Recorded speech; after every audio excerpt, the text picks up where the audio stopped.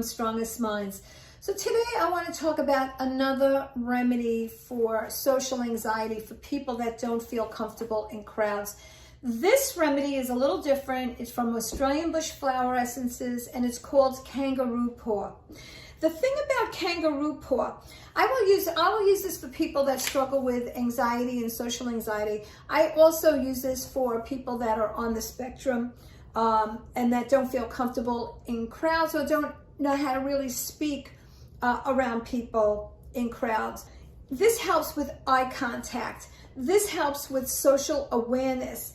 It allows you to become accepted and part of a group because you're feeling more comfortable. It helps you to feel confident, not clumsy in social situations. And this is great for teens, really good for social anxiety. People who don't feel comfortable, who feel socially awkward.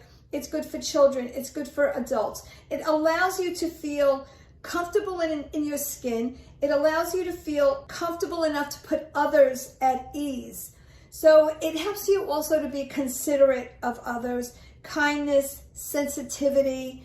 When you're clumsy with your words, when you don't really understand social graces, this is a remedy that could help.